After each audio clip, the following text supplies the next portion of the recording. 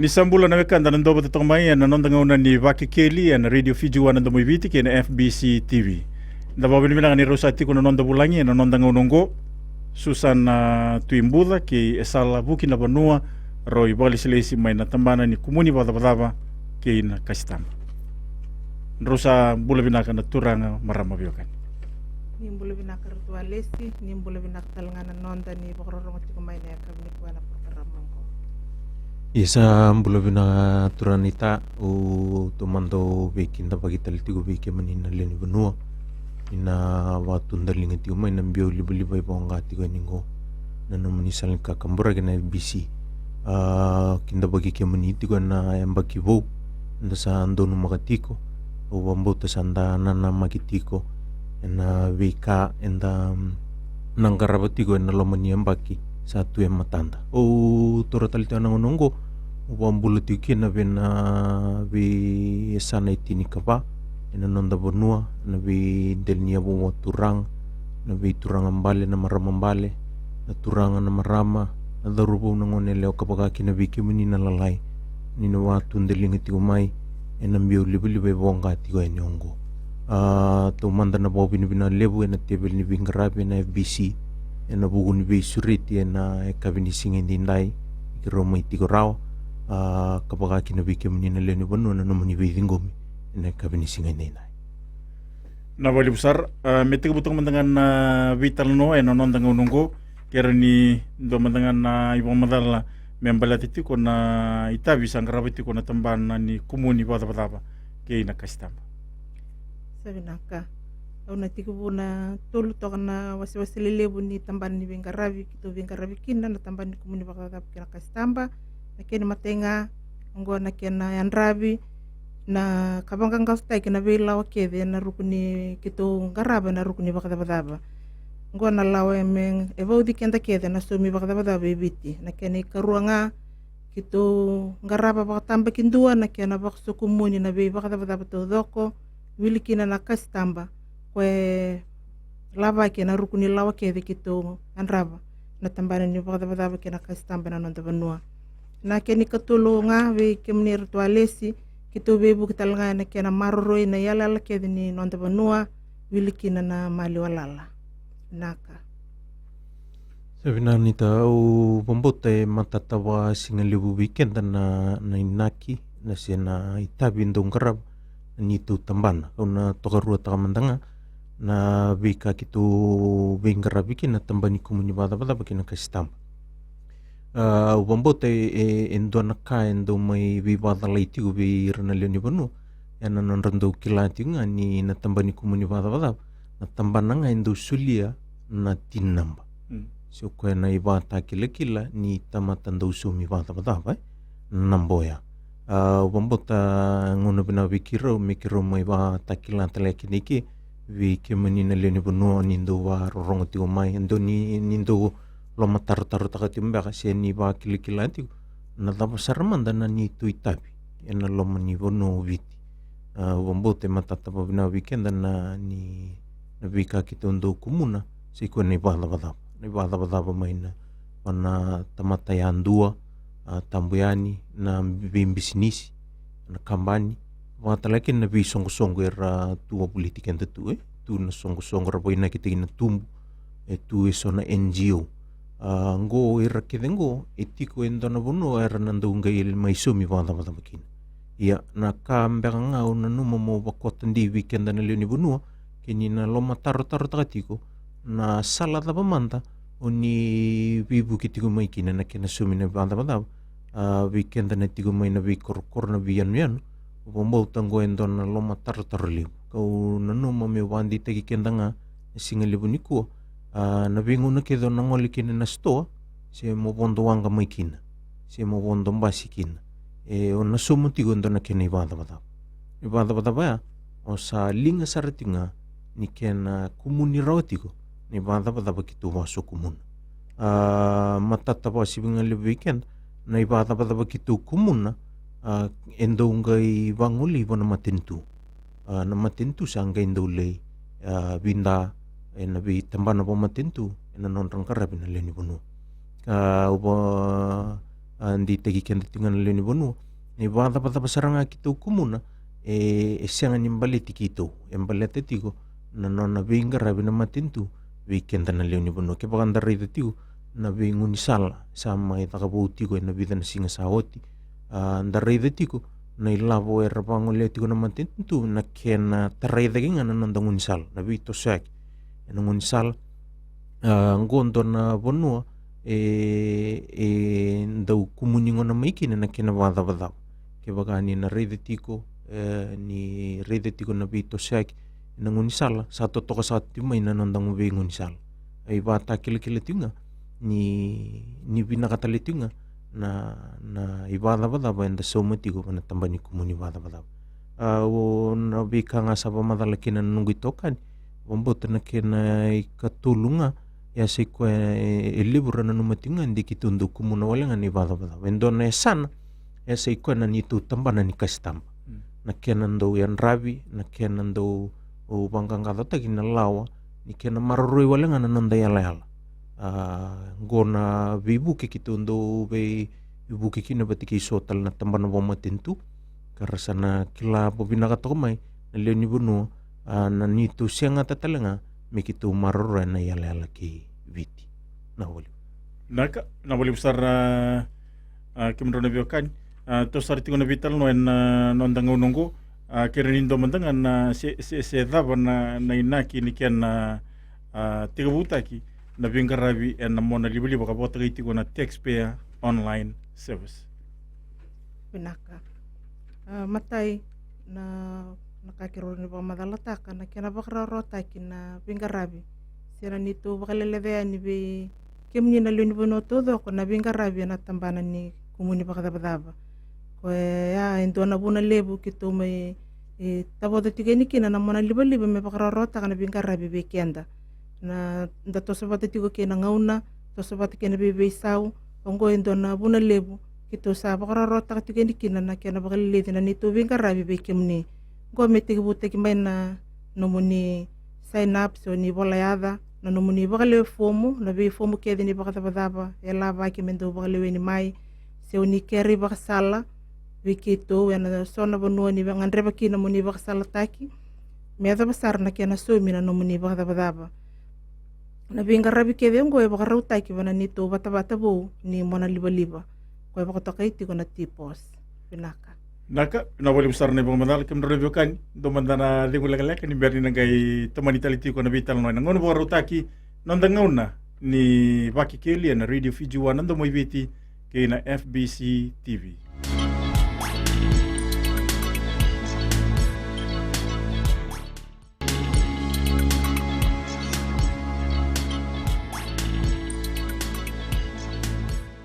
nandang uno ko ni Vaki Kelly na Radio Fiji 1 nando mo ibiti kay na FBC TV romay nandabulang iti ko Susan na tuimbuda kay esala buki na banua roy bolis-lisi may natambana ni kumuni ni bada-bada kay na kastamba turang Anita ni nabiya ba kurian na apuno sa may tabato kina na ibang madaloya sabi na boleh bu turani tau toma na mandanga balile na pamadala membaleta na inaki ni kena mbuli ndo na mona libo bowe se o endo wato kaitigo na tipos ya na taxpayer online service na inaki mbimbi o bombota ni inaki mbimbi tigike ya na kena waroro teginga na sala ni wengarawi wira na leoni banua se wira na ndau sumi wada sianga wala nga na kena karua ya se kwetalenga na kena waroro takabikitu na kena baso kumuni na ibada karua tigo ni kana kena baso kumuni bimbiti wikito na ni mami wengarawi wira na leoni banua me rauni ki mami warara matagiro babinaka membaleta na wilawe wir kotor na matintu membaleta na ibada ka kena bimbiti ko na non rale muria babinak untuk dabuta wawasomatiko na inaki ni warara mataki se na biri kau ya se ko na ni mami senga tamiki mami ba wewe kanitaka na bi lawa membaleta na ibada bir seranga na ndau sumi ibada kau bombota lebu na kandaru ni dabuta maikina na kena mai wa inaki taki na kena baka bote kina mona libu ni tampani kumuni wada nandona sana iwa roro taka na vingaravi vir na leo ni vanua ndomba na sana erna vandina tako erna leo ni vanua ya seikwa nangona sar maingaravi ki na sadidi na vingaravi nandel ni mona liwaliwa na patapata ni mona liwaliwa erna rida ni sasangan ni tigo may na vanua tigo may kina merangoli sar may nito bolibolbol mer may dingo makin na vingaravi saraw nyo tigo sarangamay na numuloman ni vale o pitar-tar tiyo nga batigi kito nakanga kito vivandi tegira kin na leo ni vunu kito salapet tatagi may na itopo ni vingaravi ka kito nanuma mena may nganitira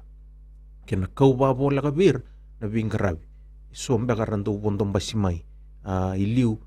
na ingole-ngole mantanga may nanito vivalbolobol ito nakana kenayaw na kenaisaw ni pondo-pondo may nambasi sora lako sar may nabiyan yan mera pondo ang gamay mera may dakapa wala nga nanon retinam ndo nga na ilabi-labi lilay nanro ni Pepa ya eraso matigo may nakenay pondo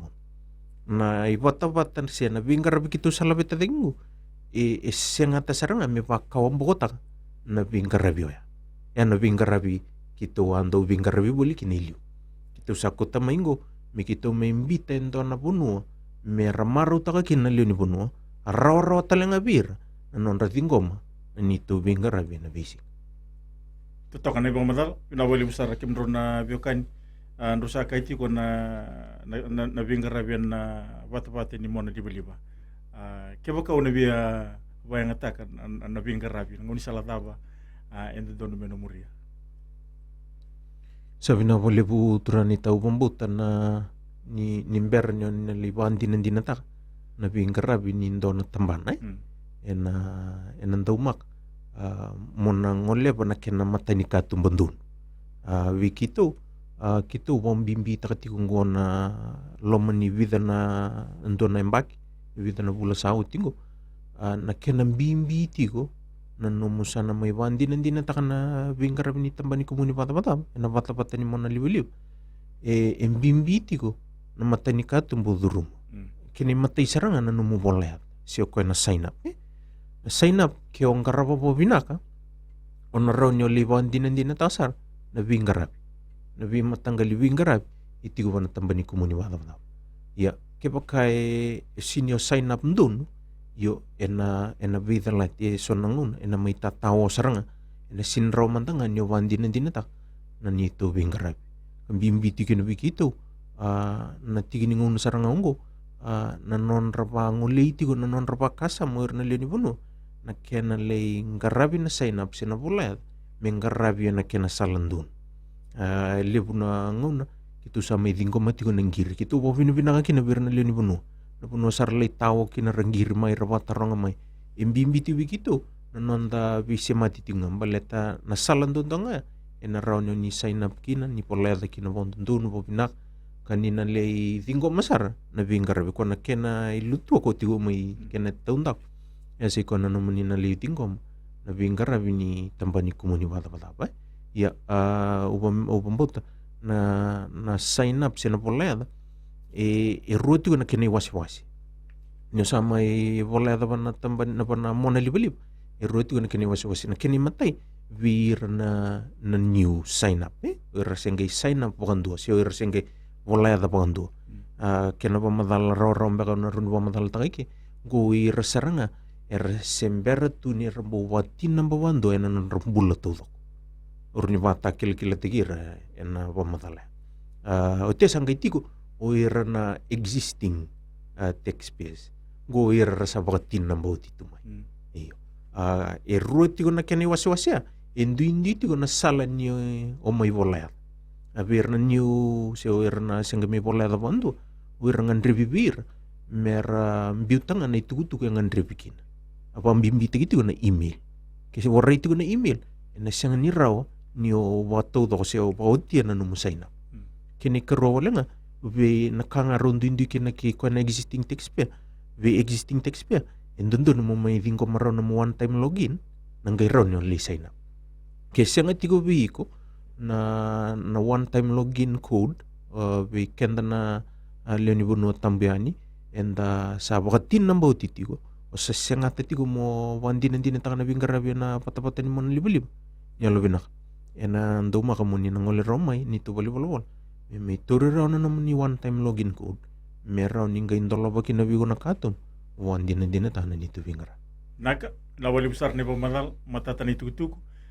Viki menino kandaran do batomai na nondang onongko kim review kan indo talman dan nanti mulai nimber ni gaito sar itu na vital no ngono boru taki nondang ona ni baki keli and radio Fiji one and mo viti ken FBC TV.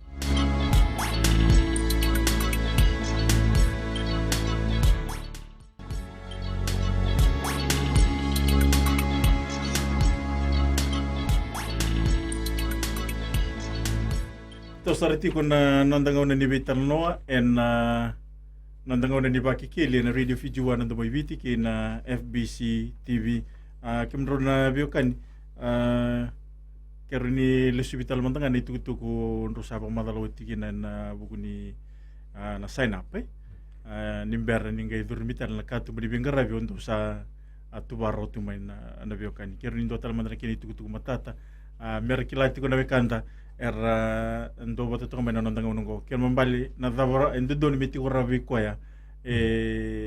via voler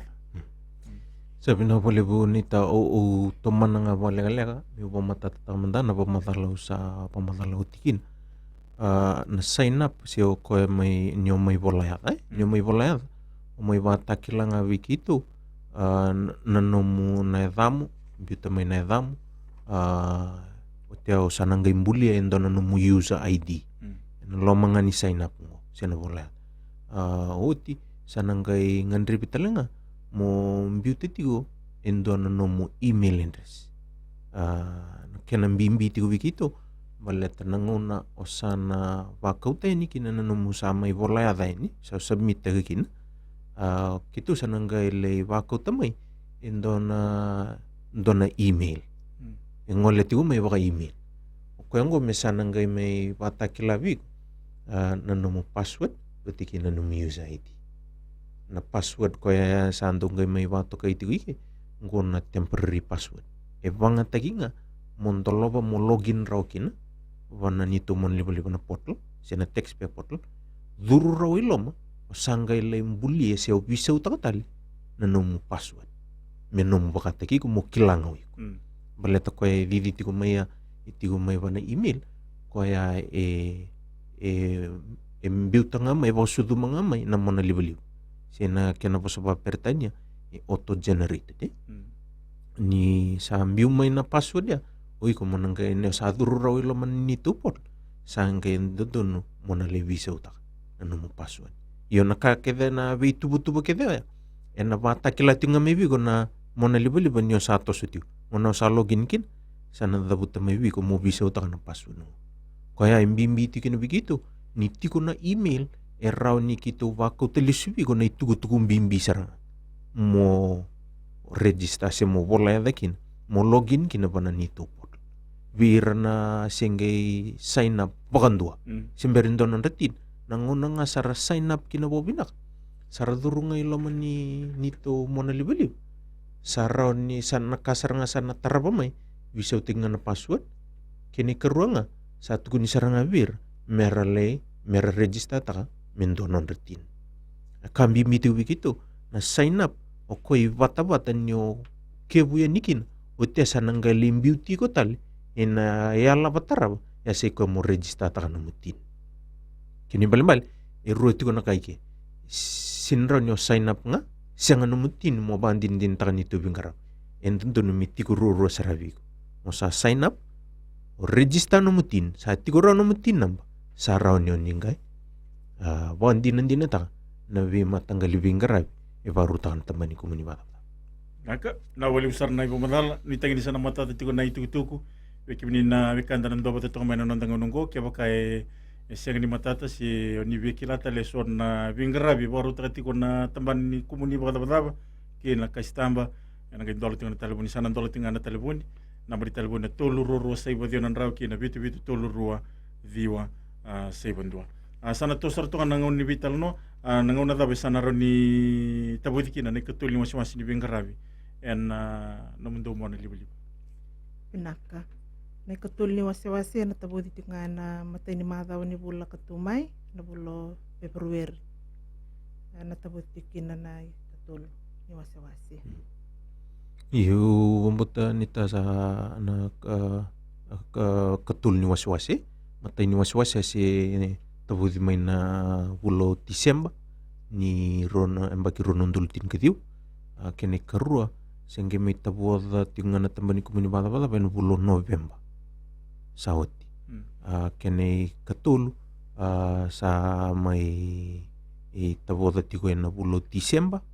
ruangan na bingarab me kene kaba mesat kito nangay lande bango na bula sarangamengo voting nga bidang ko na singa men tapapadayan na bulan February. Benak. Nitiku na katul ni wasi-wasi ni Bingarabi.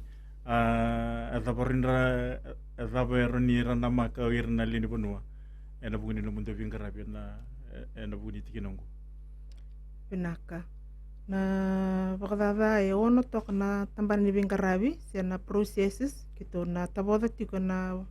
bulan February. Kiro na baka madala sar bakal kaleka na ono kede na processes ko na tabudi ti Congo na kini matay na PAY filing. Weekend ang bekanda siyang nikila na na PAY endo na ibakadaba laba kibe kenta kede na tamata dakadaka laba kibuan na ito kini dakadaka me tikida may ba na isaw ni tamata dakadaka andundua kanga endo baka uteni na kena fomu kena susumi kena nito bali bola na fumongo endo bakaweni na bibula o koya dundono me na bakalewe na tigo na fumongo na bibula se koya o koya na itoke ni dakadaka se o koya be bakadaka taki se na employer na kena tabodi na bata bungo na mona liba endo na bisau etiko kina se koya na nonra na bita tigo mai na bitoke ni dakadaka na nonra report ni bisu me na bi ngauna kede rando bisu mi tegir kina na tamat dakadaka ndina ni mernangele imbiti tuke na nonra fomu bekito ni dabo indona bula tormanda ke baka tu sa tingo na bulo January na nona fomu ni bulo January ndono mena imbiti tuke ni bekito ni na karosa nga bul kawal ni singa ni bulo February se na yoto ni singa ni bula kataraba ya na tikini singa ya laba ke baka lawa ndono membiwe ni kene bekito se baka durumia ni bana fomu na bekito na fomu ni PAY na kini karua na provisional tax filing. PT filing ke baka ubang madalta ka baka lakalaksar na daba na provisional tax indua na ibaka daba elabaki buwa elabaka indua endaw ni kontaraki si indua kontaraki taki maybe ko ya na suma na kontaraki ndaw laba ke 5 na pasyente na kontaraki ke de metiko na kena ibaka dina si agreement ako talangango na fomu talangango endo laba ke mendo umbiwe ni bikito na beibula to batangaki na PAY na fomu ni bulango na nama laba ke mo na bakalewa ni kambite ni bikito ni na uto ni singa ni bula kataraba bakada dasar ke ni katulu Rosa tiyaw na biokan dari binang benando talmanta na dingulegale kan imberi nang kay wakurita litiko na bitalo nangono barutaki nondanga una ni Baki Kelly and Radio Fiji wana ndo moibiti kena FBC TV.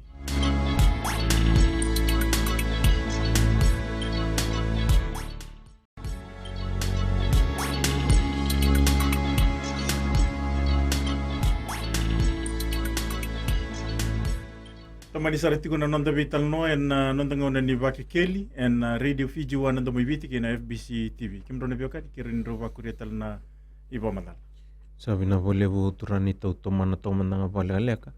na ono na Bingarabi kita usana may tapota tigo na bulo February ndo talanga bir na kena kirima ndo wato kay tigo pa pertanya na taxpayer request ngo ndo bir na sala ni kere errao ni kere miki no na leoni bonusi na dusumi bada edani Bingarabi ngo esa iko na provisional tax certificate of exemption na kena kiri na certificate kongo ngo endo na certificate sulle wa tambagin do nga na tambani kumuni siya nga talinindo na tambana umatintu na nonta po no sulia isulian dondonga na tambani kumuni bata na buna wala nga udabuti kinangko ya siko embaleta na ngo o kata tigo indona ibata na kena bakuai na kena som na kena lei som na stibi kitingo tigo wana kena koko me bakuai koe kina na ndau ni bingarabi se koe baru taka na bingarabi vi koe som na bingarabi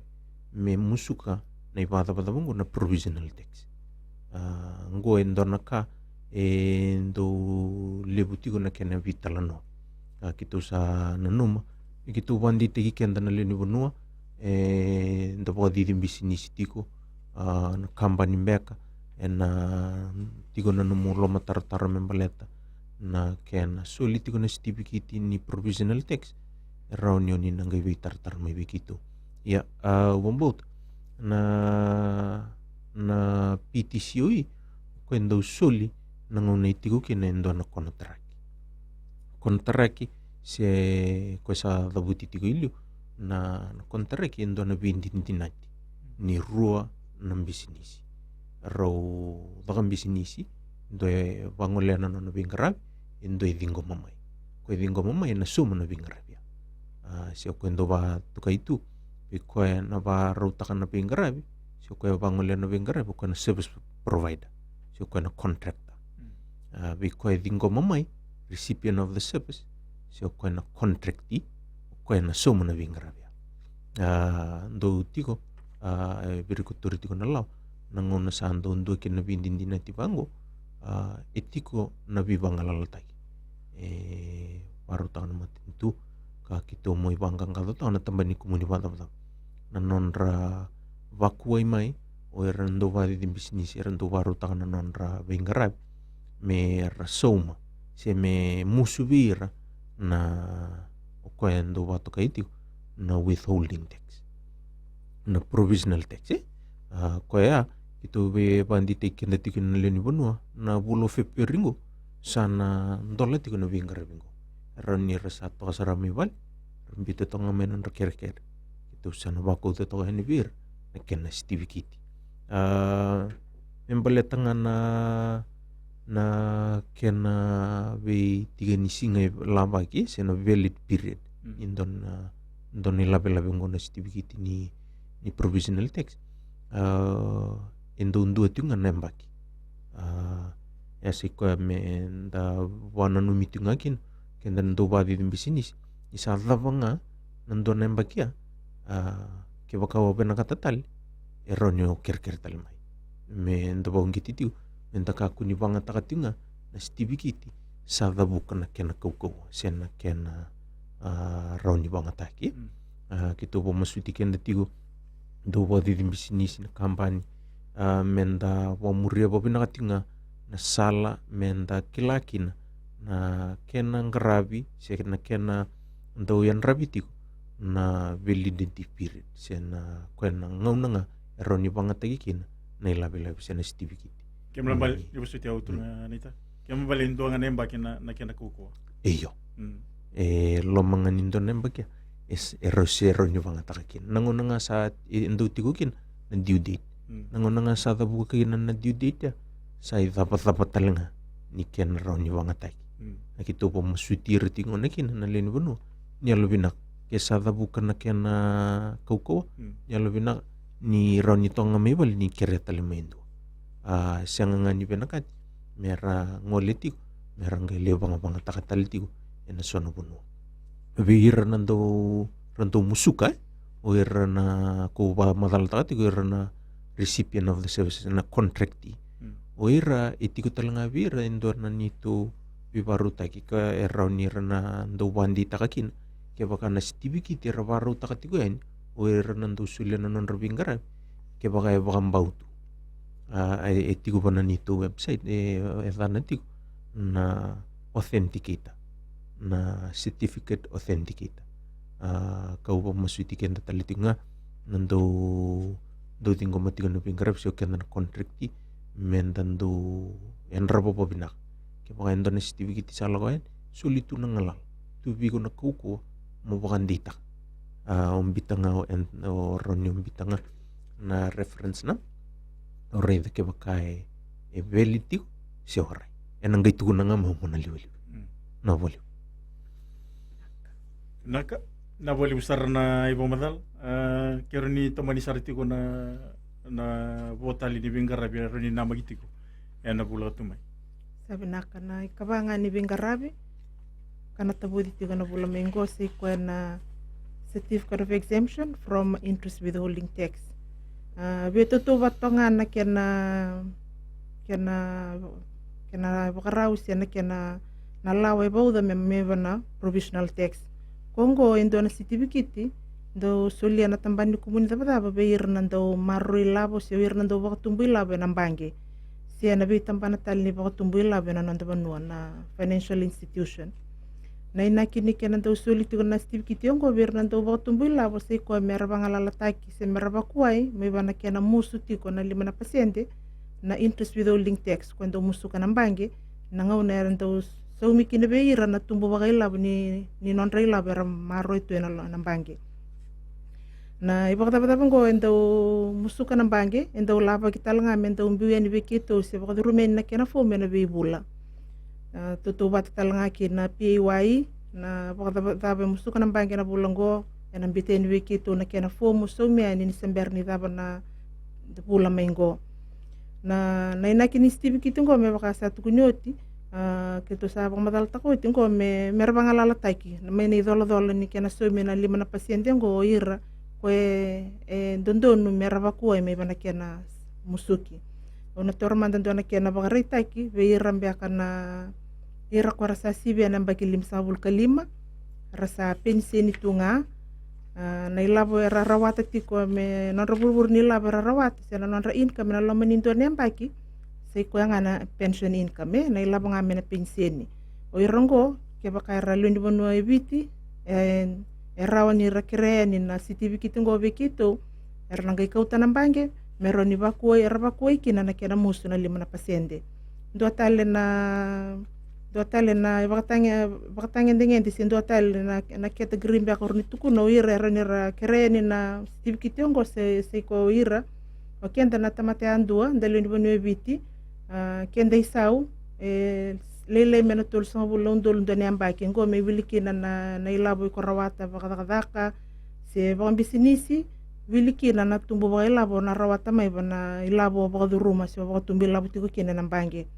entola tiko na Bingarabi ngo ena nito mona liba na ntola tiko na bulo February moni na biteni kina na nomuni bola kerkere vir na bange na ngona rasando torkina na certificate ngo ya kauteni endo bakatumbi labo na bange tu talanga beir na dondonu merandau dikeba tali bana nito website se sulian deneni na bola ni tambani ni kumuni bakata bana certificate ya sisianga arna ngola nga bana validata ra tambaka na namba ni certificate na tikini singa solikina se na tikini singa expire kina merandra bakandin din nataka se kauko na certificate ya sisianga na certificate talangango ni sa solibua endua na lendi banua ke baka se tiko na kena kaukaua se valid tiko ena sinyiraw ni lista loko solibua me kereta le ni endua ni sembula tiko endua baka ibola bana ni to mana liba mena warak sar ni sa expire se sa uite na kena kaukaua na certificate ya ngero ni ngol lista bana ni to bata ni mana liba me kereta le ni endua na certificate ya na kautoko ya na be imbange kedenga se na be tambana kedenga ni bakatumbu labo me solieki na me bakandina ni oko ya sindondo ni me musubuana ibakata bongo so ngana ka robusetiau no biokani dari binang benan tua talmanda na dingulegaleka ni berni na gai bota bari tiko na bital no ena nonda ngauna ni baki keli ena radio Fiji wana ndo moibiti ke na FBC TV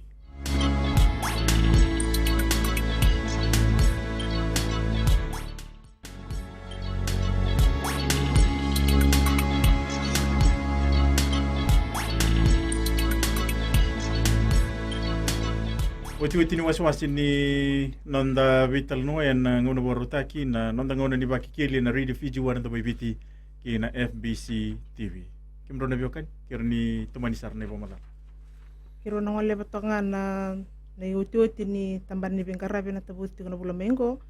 ngo se ko na kena kumuni na ibakata se na collection Go na tambani wingara bento andraba ka bangkang ka taka na kena kumuni na iba kadabadaba. Siya na kena saumi may na iba kadabadaba be kemui kede na tau saumi iba kadabadaba. Ni iba kadabadaba kede tau lava ke tau tigo na tikini singa. Tikini singa baka lawa me sa tau saumi may kina. Ni sa tau dalati na tikini singa ya sember ni tau saumi may na iba kadabadaba. Endo rtundong garaba baka tampakin tuan na tambanan ko na tambanan ni debt management services na kena baka nga tayo keso na ngoni sala mena moni na mena sangay kina na kena do kumuni na iba kadabadaba. Na tamba ni bing karabiong ko o kati talti nga kina na kena siyangan ni daw mbiuya ni bekito na be fomu kete sar ni iba kadabadaba na tikni singa daw labaki. Ken balmbale na fomu kede daw labaki men daw baka lewe ni mai mikilay kina na iba kadabadaba labaki men daw soma tiko na tikni singa talanga daw ngandrebi mena mbiu mai kina bekito ni sadalata na da sadalata na daw soma kadabadaba na tikni singa ya orto na tambana talanga go orto na garaba na kena Ibi baka na numitiga ni weekend na nonton daw umbita may na nonton fomu. Go na dobirto na tambani wing karabi ko sana beauty kendi bana pata boni mona liba na kena sangay tik nga me baka binakataki baka kangkataki na kena kumuni na iba katapataba na ngonon tundono nga me kumuni kina me baleta na wing karabi ni mata nito. Sabi na boleh bu ni tahu teman nga balilay nabi ka sa barita ka na nungguitokan membalet na tambani bingkar na collection go indo na tamban ko indo ngailayan rapanga na kaya na lay saumi may naibala pala ando bung kanangon sa ando may taka na assessment sa ati ko na numu tax liability sa hangga indo tiyo na kaya na singa talaga ilapa kiki na musaw nangon na sa talati kina sa sibia na singa sa siyangan nyo sum ko sa ando ngailayo kami pakanan dinaw sa ledet Kongo sangka indo kito banget akan nanitu tambanan na debt management service atau sangka indo banget na bisa laiso me banget aki me raungan ni somili sumikin na ibata bata ka kito ngandrepati ko mikito para ramatigiran na leoni bunu etiko talengan na sala kina wale etiko nanito tambani bingarabi me kito ngole bakina me somile sunga may na ibada bada ba kam bimbi tigo weekend na leoni bunu menda kilati ko ke etiko endo nakanda dono musoma niya lobinak ni may bata kilabi kito ke bakani sa siniraw ni soma riray enanganita moni biton dono bindin dinati na kena tuwani ba binak nangaw na oro ni soma lesukin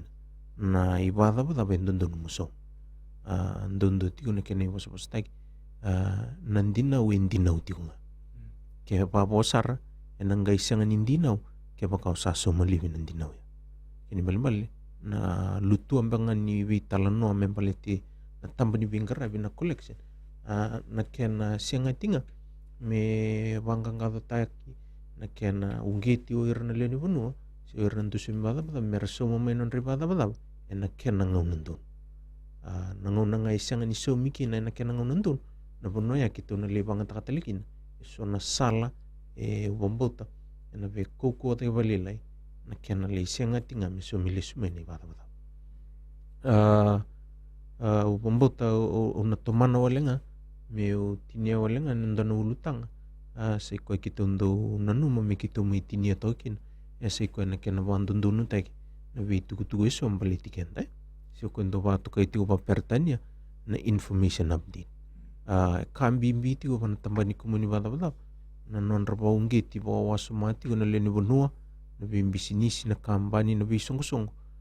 ni sabi sa window na itukutuga ng tonembay niya lopinak isa pa masuti saranga kere ni bukan dondonu taka na bitukutuga so dobong kanangon nando may tatawo tu ni to bangole as ni to bantitian na bingarabi ni bata babir na leoni bonua baletangon na ni bunga nangon sisang sartungan ni bandon tegi na bitutuga siang tembangan ni bandon tegi mai nangon na may register kin si toka pulinga maya o mbita mandangan na ken na ibarita bagimbangan ko o tigo buli na sisi bagimbangan ko o satu kisa rinusur visau tikungo na itugu-tugu mbalitiku na itugu-tugu ni bonua obo itigu-tigu kin nangau na visau kina ya endona vata kile viku mongole talenga menitu tambana me mai visau tiki talenga na itugu-tugu ya ena nitu tambana ne sini kene mbali ni kitu sianga tatigo me kitu na wa murike muni raun sianga ai mbimbi tinga vikito na itugu-tugu ele wasudumi se le mbiu ya ni ena nitu tambana engan ribitigo mendo wawui ena venga una kete endo visau kina kau wa masuti kena tigo wa ungeti kena tigo na leoni bonua na veitou kini bisinisi na kambani monindo ngole mai na nitu tamban nangonongo na kena rau na nitu sala beta tege mengo na bingraba na bata-bata ni mona libeliu sa sianga tali ni rangai ngole mai na nitu tamban mera mai visau tagakin sararu nitu saranga mai bali ra login ngan rendui portal sara visau tanga na itugu-tugu ya ena non report nangonanga ra visau tagakin ngole mai bikito na bata kele ni sa visau takasaranga na nitu mona libeliu ya na kambimbi kito bewa seti ko ni kuwa tigo talenga na sala ni wei tartar kini na wei tartar ti mai begitu ya na taliwoni na tulu roba tulu seba tigo talenga na email na info@frcs.org.fg wiki mani na ndo bewa buda na sidi sena whistleblower rao talenga nyo ni nangai wei tartaranga mai na diwa walu seba wa walu diwa